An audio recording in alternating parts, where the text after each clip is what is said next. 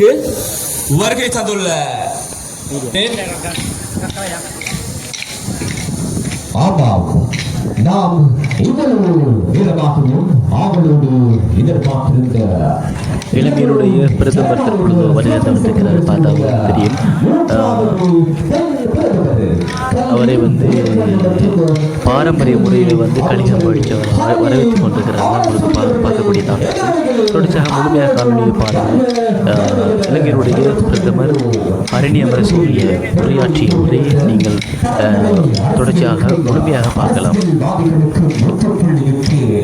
24 ஆண்டுகளுக்கு பின் இலங்கை வரலாற்றில் 3வது பிரதமர் என்ற வரலாற்று சாதனையை நிகழ்த்தி இங்கு வருகை தந்து கொண்டிருக்கின்ற எங்களுடைய பிரதமர் கலாநிதி ஹரணி அமரசூரிய அவர்களை உற்சாகமாக கைகொடுத்து அன்போடு வரவேற்றுக் கொள்கின்றோம். எங்கே உங்களுடைய உற்சாகமான கரகோஷங்கள்? வெற்றி நமது, ஊர் எமது. வெற்றி நமது, ஊர் எமது.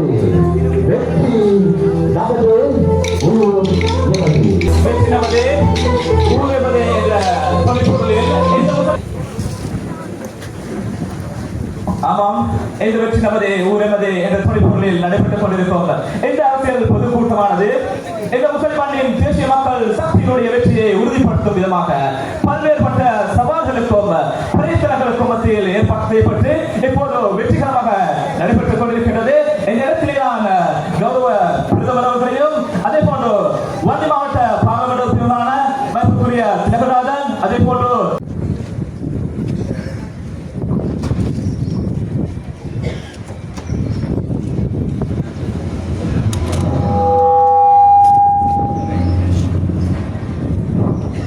நன்றி சகோதரர். வணக்கம். බොහොම ස්තුතියි සියලු දෙනාටම. මට බොහොම සන්තෝෂයි අද මෙහි ඇවිල්ලා ඔබ සියලු දෙනා එක්කම වචන කිහිපයක් කතා කරන්න අවස්ථාව ලැබීම පිළිබඳව. நான் மிகவும் மகிழ்ச்சி அடைகின்றேன். இங்கு வந்து உங்கள் எல்லாருக்கும் ஒரு குறிப்பிட்ட உரையை ஆற்றுவதற்கு சந்தர்ப்பங்கள் கிடைத்தமைகிறது. වේදිකාවේ සිටින අද පරිවර්තන කටයුතු කරන පාර්ලිමේන්තු මිත්‍ර අපේ ජයකුමාර සහෝදරයාගෙන් අවසරයි. இங்கே மொழி அதாவது செய்து கொண்டிருக்கின்ற பாராளுமன்ற உறுப்பினர் சகோதரர் ஜெகதீஸ்வரன் அவர்களுக்கு, ඒ වගේම වේදිකාවේ සිටින මුසලි ප්‍රාදේශීය සභා මැතිවරණයේදී ප්‍රාදේශීය සභාවට ඉදිරිපත් වන අපේක්ෂකවත් සියලු දෙනාගේම අවසරයි. இங்கே முசலி பிரதேச சபைக்காக தேர்தலிலே தேசிய மக்கள் சக்தி சார்பாக போட்டியிட அமைச்சர்கள் அனைவருக்கும் இவ்விடத்திலே வணக்கத்தை தெரிவித்துக் கொள்கிறேன். පැමිණ සිටින සියලුම ප්‍රදේශවාසීන් සියලු දෙනාගේම අවසරයි. සහෝදරයන් සහෝදරවරුන්, இங்கே இந்த பிரதேசத்திலிருந்து நமது இந்த கூட்டத்திற்கு வருகை தந்துள்ள பிரதேச மக்களுக்கும் சகோதர சகோதரர்களுக்கும் வணக்கத்தை தெரிவித்துக் கொள்கிறேன். කතා කරන්න ගොඩක් දේවල් තියෙනවා. கதைப்பதற்கு எனக்கு நிறைய விஷயங்கள் இருக்கின்றன. පැමිණිලි ගණනාවක් ලැබුණා. நிறைய மனுக்கள் கிடைத்துள்ளன. මේවා සමහරක් දේවල් ගැන මම දැනටත් දැනුවා. சில விடயங்கள் தொடர்பாக நான் அறிந்தும் கொண்டேன். අපි ඒ ලැබුණු පැමිණිලි සියල්ලම බලලා අදාළ පියවර ගන්න ඒක අපි ඒ වැඩ කටයුත්තක් කරන්න. உண்மையிலே கிடைத்துள்ள மனுக்கள் அனைத்தையும் நான் வாசித்து செய்ய வேண்டிய அனைத்து நடவடிக்கைகளையும் செய்வதற்கு தயாராக இருக்கின்றேன். මේ රටේ ජනතාව 2024 ඉතාමත්ම නිර්භීත සහ ஐතිஹாசிක තීරණ දෙකක් ගත්තා. உண்மையிலே 2024ஆம் ஆண்டு இந்த நாட்டினுடைய மக்கள் வரலாற்று முக்கியத்துவம் வாய்ந்த தீர்மானங்களை 2 தடவை எடுத்திருக்கிறார்கள். එක තමයි 2024 ජනාධිපති තරඟයේදී අපේ අනුර සහෝදරයාව ජනාධිපති කරන්න ගත්ත තීරණය පළවෙනි එක. முதலாவது விடயமாக 2024ஆம் ஆண்டு இடம்பெற்ற ஜனாதிபதி தேர்தலில் தோழர் அனுகுமார திசாநாயக் அவர்களை ஜனாதிபதி செயலராக தெரிவு செய்த முதலாவது விடயம். අර එතනටකම් ආපු ඒ සම්ප්‍රදායික දේශපාලන රටාව වෙනස් කරා මේ රටේ ජනතාව. அந்த இடத்திலே இந்த நாட்டு மக்கள் பழைய அரசியல் கலாச்சாரத்தை இல்லாமல் செய்திருக்கின்றார்கள். ඊට පස්සේ මාසයකට විතර පස්සේ ආපු පාර්ලිමේන්තු මැතිවරණය ඓතිහාසික මැතිවරණයක් වුණා. அதேபோல் அதனைத் தொடர்ந்து பாராளுமன்ற தேர்தல், அந்த பாராளுமன்ற தேர்தலும் வரலாற்று முக்கியத்துவம் வாய்ந்த ஒரு மாற்றத்திற்குரிய வெற்றியாக காணப்பட்டது. ඒක හේතු ගණනාවකටම ඓතිහාසිකයි. உண்மையிலே அது பல காரணங்களுக்காக ஒரு வரலாற்று முக்கியத்துவம் வாய்ந்ததாக காணப்படுகிறது. එකක් අපේ රටේ ජනතාව මම හිතන්නේ මම දන්න කාලේ ඉඳන් පළවෙනි වතාවට තමන්ගේ එක්කෙනා තමාට පුරුදු එක්කෙනා මගේ ජාතිය ආගම නියෝජනය කරන එක්කෙනාට වඩා එහා හිතලා රටට හොඳම තීන්දුව తీරන ගන්න පුළුවන් කෙනා වෙනුවෙන් ඡන්දෙ දුන්නා. உண்மையிலே அந்த தேர்தலிலே பழைய காலங்களில் இல்லாத தங்களுக்கு ஏற்ற வகையிலான ஆட்கள் இல்லாத வகையிலே வித்தியாசமாக நம்ம வகையிலே இந்த நாட்டிற்கு நன்மை செய்யக்கூடிய, இந்த நாட்டிற்கு அப்பலுக்கேற்ற சேவை செய்யக்கூடிய பிரதிநிதிகளை தேர்வு செய்திருக்கின்றார்கள் அந்த காலத்திலே. එක දකුණෙත් තුනා උතුරෙත් තුනා රට මැදත් තුනා හැම පැත්තෙම වුණා. அந்த தேர்தல் வெற்றியின் மாற்றமானது வடபகுதி, தென்பகுதி, கிழக்கு பகுதி, மேற்கு பகுதி என நாட்டின் அனைத்து பகுதிகளிலும் தேசிய மக்கள் சக்தியின் வெற்றியூடாக காண்பிக்கப்பட்டது. ඒකට මම එක උදාහරණයක් මාතර දිස්ත්‍රික්කයෙන් ගන්නවා. ஒரு உதாரணமாக நான் மாத்தளை டிஸ்ட்ரிக்டை எடுத்துக்கொள்கிறேன். මාතර දිස්ත්‍රික්කයේ අපේ දෙවනි තැනට ආවේ. දිස්ත්‍රික්කයේ දින්නේ අපේ අමාත්‍ය සුනිල් හඳුන්වන්නේ. மாத்தளை மாவட்டத்திலே இரண்டாவது கூடுதலான விருப்பு வாக்குகளை பெற்று சுனில் அந்திருச்சி தோழர் அவர்கள் வெற்றி பெற்றிருந்தார். දෙවනි තැනට ආවේ අපේ දැන් ළමා සහ කාන්තා කටයුතු අමාත්‍යවරිය සරෝජ සවිත්‍රි පොල්රාජ්. அதாவது அங்கே இரண்டாம் இடமாக முதலாவது இடமாக சொல்லினார்கள். இரண்டாம் இடமாக சரோஜா சாவித்ரி போல்ராஜ் சகோதரி அவர்கள் வாக்குகளை பெற்று வெற்றி பெற்றிருந்தார். ඇය 83 ජූලි කලබල වලින් එයාගේ ගෙදර විනාශ වෙලා නමුත් දකුණේ ජීවත් වෙන දෙමළ ගැහැණියක්. உண்மையிலே 1983ஆம் ஆண்டிலே இடம்பெற்ற இனக்கலவரத்தின் போது தன்னுடைய வீடு வாசல் சொத்துக்கள் அனைத்தையுமே இழந்து தென்பகுதிக்கு நகர்ந்து அந்த தென்பகுதியிலே வாழ்ந்து வந்த ஒரு சகோதரியாக அந்த போல்ராஜ் சகோதரி காணப்படுகிறார். හැබැයි මාතර මිනිස්සු එයාව තෝරලා පාර්ලිමේන්තුවට එවුවා.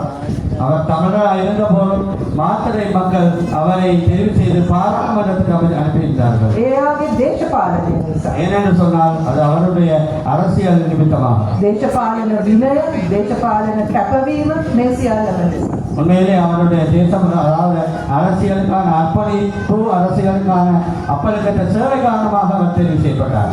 මේ පාර අපිට මාතර දිස්ත්‍රික්කයේ முஸ்லிம் மந்திரிகளுக்கு இது இந்த தடவையிலே எங்கள் பாராளுமன்ற தேர்தலிலே மாத்தறை மாவட்டத்திலே ஒரு முஸ்லீம் எம்பி அவர்கள் தெரிவு செய்யப்பட்டார். முழு மாத்தறை டிஸ்ட்ரிக்டேම ඒ තරුණ මන්ත්‍රීවරයාට ඡන්දෙ දුන්නා. முழு மாத்தறை மாவட்டமே அந்த இளைய பாராளுமன்ற வேட்பாளர்களுக்கு வாக்களித்திருந்தார்கள்.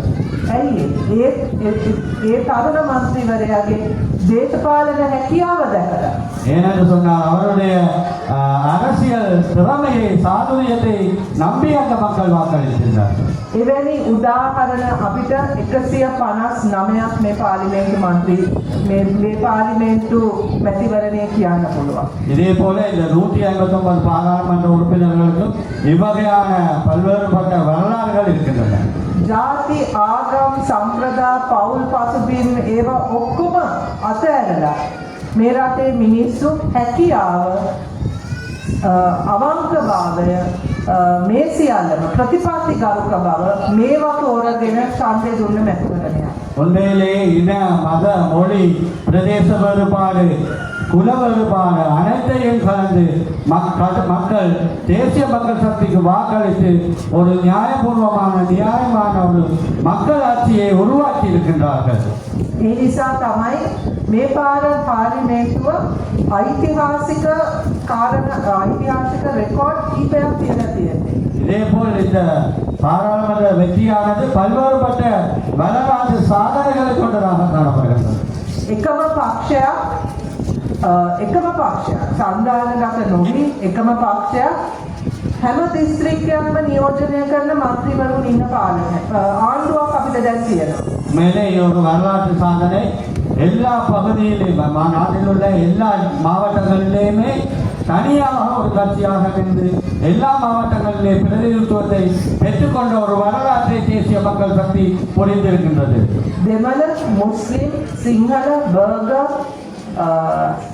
ක්‍රිස්තියානි, බෞද්ධ, හින්දු මේ සියලුම නියෝජනයක් අපේ ආණ්ඩුවේ තියෙනවා. அதாவது தமிழ், முஸ்லீம், சிங்கள, அதேபோல பேர்கன், அதே போல மதங்களிலே கிறிஸ்தவம், இஸ்லாம், பௌத்தம், இந்து போன்ற அனைத்து விதமான மதங்களையும் கொண்ட ஒரு பிரதிநிதி கொண்ட பாராளுமன்றமாக வரலாற்றிலே முதற்கடவையாக எமது பாராளுமன்றம் இருக்கிறது. මේ රටම නියෝජනය කරන ආණ්ඩුවක් හදපු පළවෙනි වතාව පක්ෂයක් විසින්. இந்த அனைத்து விதமான பிரதிநிதிகளையும் கொண்ட ஒரு கட்சியை கொண்ட ஒரு பாராளுமன்ற உறுப்பினர்களை கொண்ட ஒரு ஆட்சியாக எங்களது ஆட்சி அமைந்திருக்கின்றது.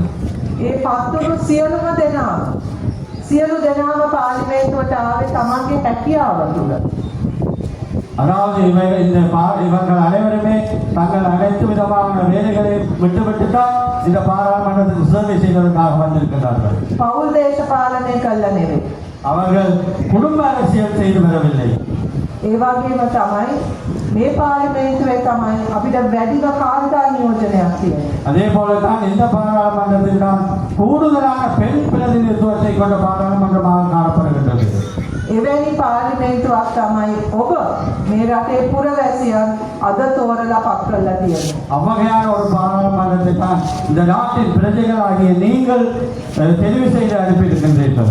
එතකොට ආණ්ඩුවක් හැටියට මේ රටේ ජනතාව අප මත තියෙන වගකීම, අප මත තියෙන ඒ විශ්වාසය, බලාපොරොත්තුව අපිට හොඳට දැනෙනවා. உண்மையிலே மக்கள் எங்கள் மீது வைத்திருந்த நம்பிக்கை, விசுவாசம், அதே போல எதிர்பார்ப்பு அனைத்தையும் ஒரு நிறைவேற்றக்கூடிய வகையில் தான் எங்களுடைய அரசாங்க ஆட்சி இருக்கும் என்பதை கூறிக்கொள்கிறேன். මේක හොඳින් මතක තියාගන්න. இதை நீங்கள் மனதில் வைத்துக் கொள்ளுங்கள். ඔබ අප මත තියලා තියෙන ඒ විශ්වාසය අපි අබමල් රේණුවකින් ඒ විශ්වාසයට හානියක් තියෙන විදියට වැඩ කරන්නේ නැහැ. அதாவது நீங்கள் எங்கள் மீது வைத்திருந்த விசுவாசத்தை ஒரு அங்குலமேனும் மாற்றம் இல்லாமல் நாங்கள் நிச்சயமாக உங்களுக்கு அந்த நம்பிக்கைக்கு ஏற்ற வகையில் எங்களுடைய அரசாங்கத்தை நடத்தி செல்வோம். ඔබ අප මත ඒ ලබා දීලා තියෙන බලාපොරොත්තුව රැක ගන්න අපි කැප වෙලා වැඩ කරනවා. உங்களுடைய எதிர்பார்ப்பை பாதுகாக்கக்கூடிய வகையிலே நாங்கள் பாதுகாத்து நாங்கள் எங்களுடைய நடவடிக்கைகளை எடுப்போம் என்று இடத்திலே கூறிக்கொள்கிறோம். අපි වැඩ කරන්න පටන් අරගෙන තියෙන්නේ. நாங்கள் மேல்திட்டங்களை செய்வதற்கு ஆரம்பித்திருக்கின்றோம். මේ දූෂිත දේශපාලන සංස්කෘතිය අපි සුද්ධ කරනවා. உண்மையிலே இந்த ஊழலான அரசியல் கலாச்சாரத்தை தூய்மைப்படுத்துவோம். පළවෙනි දේ තමයි අපි දූෂණය යෙදෙන්නේ නැහැ. முதலாவது விடயமாக நாங்கள் இந்த ஊழல் மோசடிகளை இல்லாமல் செய்வதோடு இனி வருவதற்கும் சந்தர்ப்பம் அளிக்கப் போவதில்லை. ඒක අපේ ජනාධිපති සහෝදරයාගේ ඉඳන්ම ඒ තියෙන ඒ විශ්වාසය අපි සියලු දෙනා තුළම තියෙනවා. அதாவது ஜனாதிபதி அருண்குமார திசாநாயக்க உட்பட நாங்கள் அனைவருமே அதில் இந்த ஊழல் மோசடியத்தை அரசாங்கத்தை நடத்தி செல்வதற்கு உறுதி பூண்டுள்ளோம். ජනතාවට බරක් නොවන ආණ්ඩුවක් අපි හදලා තියෙනවා. மக்களுக்கு ஒரு பாரத்தை, அதாவது பொருளாதார பாரத்தை வழங்காத ஒரு அரசாங்கமாக அரசாங்கம் இருக்கும். අපි ජනතාවගේ මුදල් නාස්ති කරන්නේ மக்களுடைய பணத்தை விழுமியம் செய்ய போவதில்லை. ජනතාවගේ මුදල් හොරකම් කරන්නේ மக்களுடைய பணத்தை திருடப் போவதில்லை. අපි ඒ වගේම තමයි මේ ඉතිහාසයේ කුඩාම කැබිනට් එක හදලා තමයි මේ සියල්ලම කරන්නේ. இந்த இலங்கையில வரலாற்றிலே சிறிய ஒரு அமைச்சரவையை உருவாக்கித்தான் இவ்வளவு பெரிய வேலை திட்டங்களை நாங்கள் செய்து கொண்டிருக்கிறோம். අපි ඔබට බරක් නොවි වැඩ කරනවා. நாங்கள் உங்களுக்கு பாரத்தை வழங்கக்கூடிய வழங்காத வகையிலே நாங்கள் எங்களுடைய அரசாங்கத்தை கொண்டு செல்கிறோம். ඒ දේශපාලන සංස්කෘතිය අපි ආරක්ෂා කරනවා. அந்த அரசியல் கலாச்சாரத்தை நாங்கள் பாதுகாப்போம். ඒක විධායකයෙක් එහෙමයි, පාර්ලිමේන්තුවෙත් එහෙමයි. அது ஜனாதிபதித்துவத்திலேயுமா இருக்கலாம், அதே போல பாராளுமன்ற அதிகாரமாக இருக்கலாம். இது இரண்டிலேயுமே ஒரே வகையான நிலைப்பாடு தான் இருக்கு. ඔබ දන්නවා අපි රට බාර ගන්නකොට රටේ ආර්ථිකය මොනතරම් අමාරු තැනකට තිබ්බේ කියලා. உண்மையிலே நாங்கள் அரசாங்கத்தை பாடுபடுத்தும் போது இந்த அரசாங்கம் இந்த நாடு வகையான அதல பொருளாதார ரீதியாக இருந்தது உங்களுக்கு தெரியும். අපි ඒ ආර්ථිකය දැන් හදාන්න පටන් අරගෙන තියෙනවා. அந்த பொருளாதாரத்தை நாங்கள் கட்டியெழுப்புவதற்காக ஆரம்பித்திருக்கின்றோம். ආර්ථිකය ස්ථාවර කරන්න පටන් අරගෙන තියෙනවා. பொருளாதாரத்தை ஸ்திரத்தன்மையுடையதாக நாங்கள் ஆரம்பித்திருக்கின்றோம். මේක ලේසි වැඩක් නෙවෙයි. உண்மையிலே இது இலகுவான காரியம் அல்ல. බිඳුවට කඩා වැටලා තිබ්බ තියෙන ආර්ථිකයක් බංකොලොත් වෙලා තිබ්බ රටක් අපි බාරගත්තා.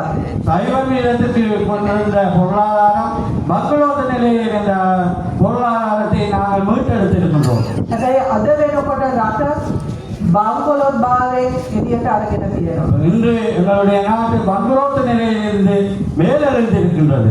ආයෝජකයන් එන්න පටන් අරගෙන තියෙනවා. அபிவிருத்தியை நோக்கி பயணிக்க ஆரம்பித்திருக்கின்றது. සංචාරකයෝ එන්න පටන් අරගෙන තියෙනවා. சுற்றுலா பிரயாணிகள் நாட்டை நோக்கி படையெடுக்க ஆரம்பித்திருக்கின்றார்கள். අපි හිතනවා මේ අවුරුද්දේ වාර්තාගත රෙකෝඩ් බ්‍රේකින් සංචාරකයන් ප්‍රමාණයක් මේ රටට එයි කියලා. இந்த இலங்கை வரலாற்றிலே கூடிய அளவான உல்லாச பிரயாணிகளை வர செய்கின்ற ஒரு வரலாற்று சாதனை எங்களது நாடு எங்களது அரசாங்கம் மேற்கொள்ளும்.